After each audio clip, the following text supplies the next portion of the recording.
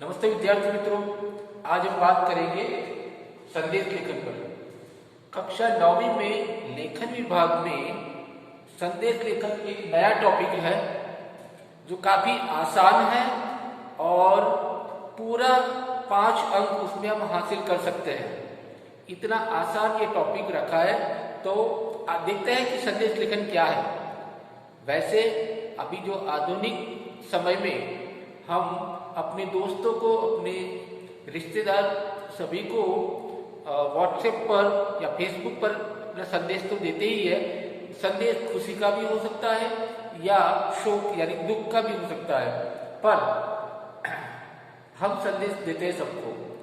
तो ये हमें टेक्स्ट में हमें लिख करके एक पत्र के रूप में या किसी भी तरह से हम एक विज्ञापन के रूप में भी हम ये संदेश देते हैं।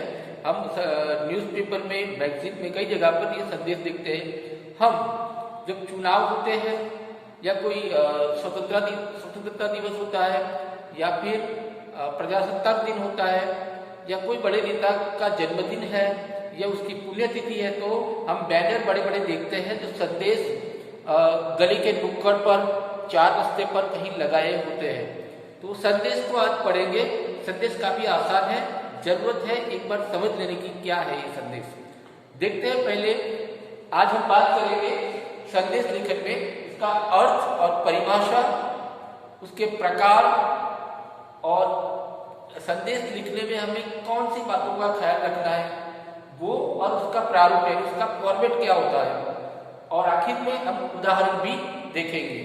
दोस्तों, ये जो वीडियो में अभी बना रहा हूँ, इसमें जो भी टेक्स्ट है वो सारी बातें मैं आपको हमारे इसमें लिंक में भेजूंगा, PDF फाइल, वो आप देख सकते हैं और आपको ये कॉपी भी करना है। आपको इसका अर्थ, प्रकार ये सब नहीं, लेकिन आपको अपनी नोटबुक में संदेश का अर्थ, परिभाषा और उसे लिखने में कौन सी बातों का ख्याल रखना है वो, और उदाहरण, ये तीनों बातें आपको अपनी नोटबुक में लिखनी होगी। तो आइए शुरुआत करते हैं। संदेश लेखन क्या है वो देखते हैं।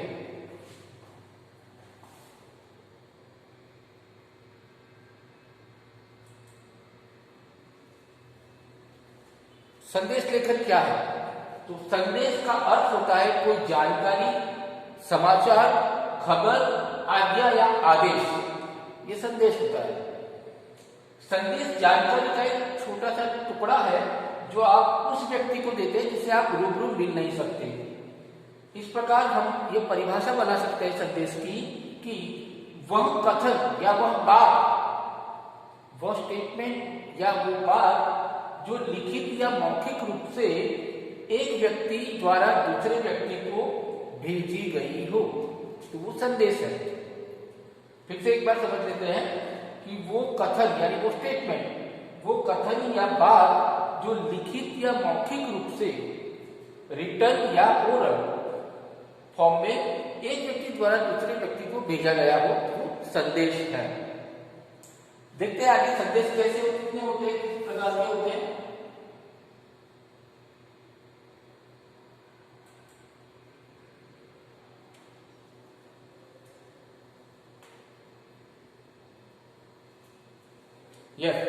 संदेश लेखन के प्रकार, जैसे मैंने बताया, खुशी का भी संदेश हो सकता है और दुख का भी संदेश हो सकता है। देखिए, संदेश लेखन के अनेक प्रकार है, परंतु यहाँ विशेष रूप से CBSE द्वारा कक्षा 9वीं में शामिल पाठ्यक्रम के आधार पर वर्णन किया जा रहा है कि शुभकामना संदेश। शुभकामना संदेश कौन कौन से खुशी के मौके पर हम संदेश देते हैं? तो वो है जन्म दिवस, किसी प्रतियोगिता में उत्तीर्ण यानी पास होने पर, पदोन्नति यानी प्रमोशन किसी को मिला है तो ऐसे, तो इस प्रकार के शुभकामना संदेश यानी ग्रीटिंग वो हम दे सकते हैं। दूसरा पर्व यानी पर्व तथा त्योहार पर, फेस्टिवल पर दिए जाने वाले संदेश, जैसे कि स्वतंत्रता दिवस, इंडिपेंडेंस डे, नहीं वो स्वतंत्रता दिवस यानी फ्रीडम, इंडिपेंडेंस डे, उसके बाद दीपावली, होली और इत्यादि त्योहारों पर हम ये संदेश भेजते हैं वो। उसके बाद विशेष अवसर पर, खास मौके पर दिए जाने वाले संदेश, जैसे कि पुण्यतिथि। पुण्यतिथि यानी किसी को पुण्यतिथि यानी किसी का अगर वो हुआ है, किसी की मृत्यु को 1 साल हुआ है, वो शोक संदेश, किसी का देहांत हुआ है वो, भागवत कथा आयोजन, पर्यावरण दिवस, ये सब खास मौके पर तो संदेश लेकर इस प्रकार के होते हैं। शुभकामना संदेश, पर्व त्योहारों पर संदेश और विशेष अवसरों पर संदेश। तो इस तरह से संदेश लेखन के प्रकार ये हैं।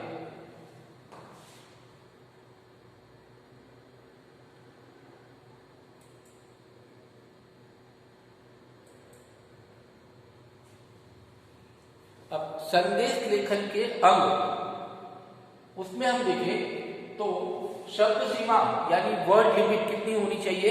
30 से 40 शब्द होने चाहिए, इतना याद रखना है हमें। 30 से 40 शब्द होने चाहिए। तो उसके अंदर क्या है? पहले तो टाइटल देंगे, शीर्षक होगा जिसमें शुभकामना संदेश, अगर अच्छा है कोई संदेश तो ऊपर लिखेंगे टाइटल, सेंटर में हम लिखेंगे शुभकामना संदेश। फिर लिखेंगे लेफ्ट साइड पर हम लिखेंगे डेट, दिनांक, और दिनांक के नीचे हम समय भी लिखेंगे, सुबह 11 बजे, रात को 9 बजे, या जो भी है वो संदेश भी लिखेंगे। उसके बाद लिखेंगे अभिवादन, यानी जैसे मैं बोलूंगा आपको प्यारे बच्चों, तो इस तरह से अभिवादन हमें लिखना है। उसके बाद मुख्य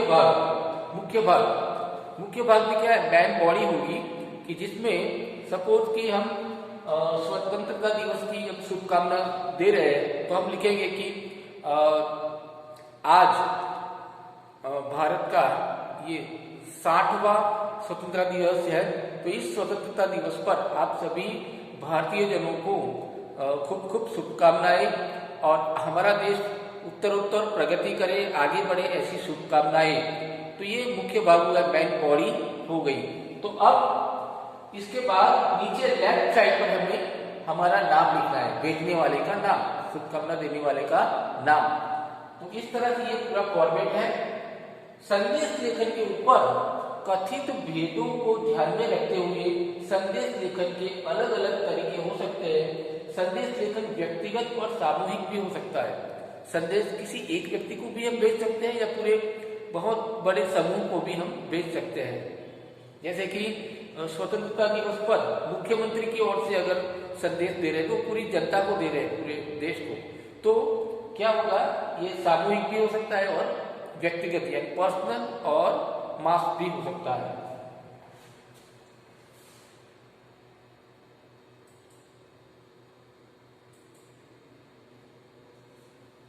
तो अब हम बात करेंगे कैसे लिखे। हमें अगर संदेश लिखा करना है तो किन बातों का हम ख्याल रखेंगे? तो पहला, सर्वप्रथम सीमा रेखा बनाए, यानी बॉर्डर बनाए। जिस तरह से हम सूचना और विज्ञापन लेखन में बॉर्डर बनाते हैं, इस तरह से पूरे बॉक्स बनाना चाहिए। उसके बाद मध्य में शुभकामना संदेश लिखिए। अगर शुभकामना संदेश है तो आप सेंटर में, ऊपर में, अपर साइड सेंटर में हम लिखेंगे शुभकामना संदेश, ठीक है। अगर ये हुआ शुभकामना संदेश लिखना है तो ये इतना याद रखना है। बाई तरफ दिनांक, यानी लेफ्ट साइड में दिनांक लिखनी है और उसके नीचे समय भी लिखना है। उसके बाद अभिवादन लिखिए, जैसे प्रिय, मान्यवर इत्यादि, ये सब लिखना है। उसके बाद मुख्य विषय का वर्णन करें, यानी हमें जो कहना है, मेन जो संदेश देना है वो डिटेल में 30-40 शब्दों में वो हमें लिखना है। उसके बाद नीचे लेफ्ट साइड पर भेजने वाले का नाम लिखे। विषयानुकूल चित्रों का समावेश करें, विषय के अनुरूप हमें जो भी शुभकामना वाला है, अगर त्योहार को लेकर के हम शुभकामना दे रहे तो वो त्योहार को लेकर कोई चित्र पेंसिल से या कलर पेंसिल से, मैं आपको बोल रहा हूँ कि आप कलर पेंसिल का इस्तेमाल करें तो ज्यादा आकर्षक आपका संदेश लगेगा। तो विषय के अनुरूप, अकॉर्डिंग टू टॉपिक, हमें क्या करना है? पिक्चर्स भी ड्रॉ करने हैं। विषयानुकूल शायरी, श्लोक, दोहे, तुकांत पद, राइमिंग वर्ड वाला वो भी हम प्रयोग कर सकते हैं। ये बहुत अच्छा है भाई। संदेश को ज्यादा अट्रैक्टिव बनाने के लिए हम कोई काव्य पंक्ति, कोई शायरी, कोई श्लोक या कोई दोहा, ये सब चीजें हम इसमें लिख सकते हैं ताकि ज्यादा अच्छा लगे, आकर्षक लगे। विषय के अनुसार रंगों का भी प्रयोग करें। विषय जो हमारा है, जैसे कि खुशी का है तो उस प्रकार के कलर होने चाहिए। अगर कोई शोक संदेश है, दुख का संदेश है, तो वहां हमें भड़कीले रंग नहीं इस्तेमाल करने हैं, ठीक है। वहां ब्लू कलर यूज करें, ब्लैक कलर यूज करें। तो इस तरह से हमें रंगों का भी ख्याल रखना होता है।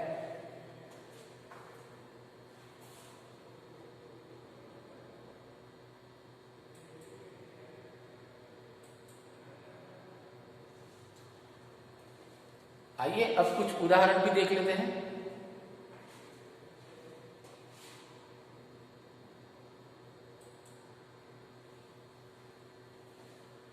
गणतंत्र दिवस यानी कि 26 जनवरी रिपब्लिक डे, तो उसमें पहले जो बताया सेक्टर में जो लिखना है टॉपिक हमारा, तो हम लिखेंगे गणतंत्र दिवस हेतु शुभकामना संदेश। अब देखते हैं कि हमने बताया था आपको कि लेफ्ट साइड यानी दाईं ओर हमें क्या करना है, दिनांक लिखनी है, डेट लिखनी है और उसके नीचे समय भी लिखना है, ठीक है। यहाँ लिखा है 2/4/2020 और समय लिखा है 6 बजे प्रातः, प्रातः यानी सुबह। अब देखिए ये 30-40 शब्दों में शुभकामना संदेश लिखा हुआ है। हम पढ़ते हैं इसे। सभी देशवासियों को गणतंत्र दिवस की हार्दिक शुभकामनाएं। युवा भविष्य के निर्माता है, इसलिए इस अवसर पर हमें अपने प्यारे भारत देश के लिए कुछ करने का संकल्प लेना चाहिए। आज हम सभी अपने जीवन के हर कदम पर ईमानदारी और गरीबों की सेवा का संकल्प लेते हैं। और नीचे लिखा है विजय शंकर तिवारी, ये शुभकामना देने वाले का नाम, शुभकामना भेजने वाले का नाम, वो भी हमें लिखना है। और यहाँ देखिए हम गणतंत्र दिवस की शुभकामना दे रहे हैं, तो यहाँ एक चित्र भी है हमारे तिरंगे का, हमारे राष्ट्र ध्वज का, यहाँ चित्र भी दिया गया है। तो इस तरह से, और देखिए हम बॉर्डर भी बनाई हुई है, तो हम अपने हिसाब से हमें जो जिस तरह से हमें करना है, बॉर्डर तो कंपलसरी बनाना है, एक बॉक्स में हमें संदेश को लिखना है। दूसरा उदाहरण देखते हैं।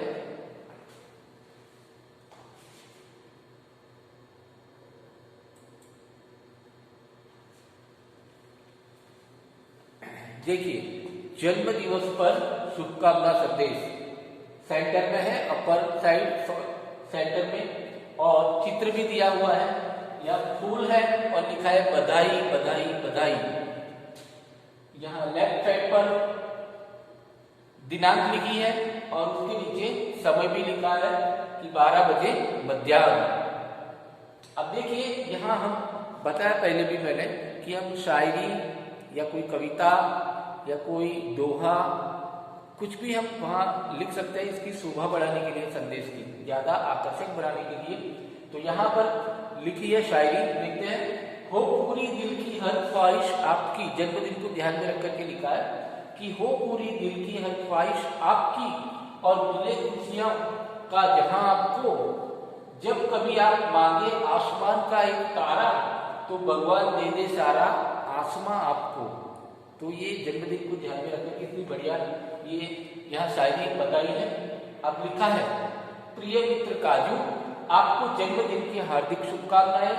आपका जीवन समाज की उन्नति के लिए, प्रोग्रेस के लिए अति आवश्यक है। भगवान करे कि आप सुखी और दीर्घायु बने, दीर्घायु यानी लंबी उम्र वाले बने। राजपाल यादव, तो ये देखा हमने लिखने वाले का, संदेश भेजने वाले का नाम भी है नीचे, और बॉर्डर भी कितने अच्छे तरीके से बनाया है डिजाइन में। तो इस तरह से जन्म दिवस पर शुभकामना संदेश का उदाहरण देखा। आगे दूसरे उदाहरण देखते हैं।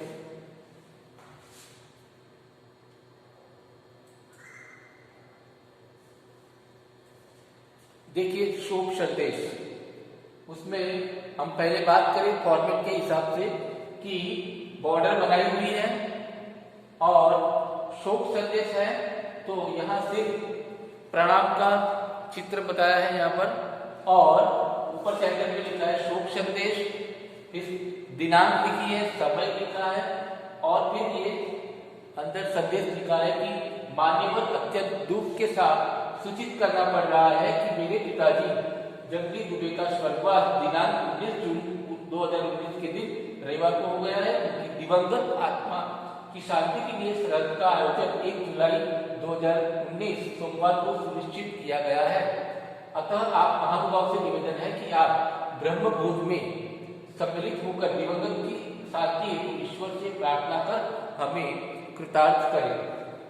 यहाँ शोक संतप्त नाम है राज वीरेंद्र तथा समस्त परिवार। ठीक है, तो इस तरह से ये विनीत है, विनीत लिखा है, पर वो उसकी बात नहीं, वो लिखे ना लिखे चलेगा, लेकिन यहाँ जो लिखने वाला है उसका नाम यहाँ पर लिखना है। तो ये शोक संदेश का उदाहरण।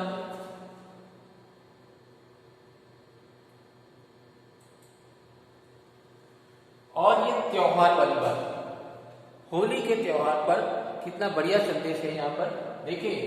तो हमें लिखना है होली के त्योहार पर शुभकामना संदेश, ऐसा हमें सेंटर में लिखना है, यहाँ नहीं लिखा है। फिर यहाँ चित्र बताया है सरकार की ओर से, मोदी जी और अमित शाह का फोटो है और चित्र है। तो हम त्योहार के हिसाब से देखो यहाँ चित्र कितने कलर लगाए हुए हैं, कितने कलरों का इस्तेमाल किया गया है, और फिर संदेश लिखा गया है प्रेम और सौहार्द की भावनाओं को विविध रंगों में अभिव्यक्त करने वाले महापर्व होली पर आप सभी प्रदेशवासियों को हार्दिक शुभकामनाएं। और यहाँ नीचे लिखा है, लिखने वाला कौन है, उप मुख्यमंत्री बिहार, और नाम लिखा है अमित कुमार मोदी। तो इस प्रकार से हमने 4 उदाहरण देखे।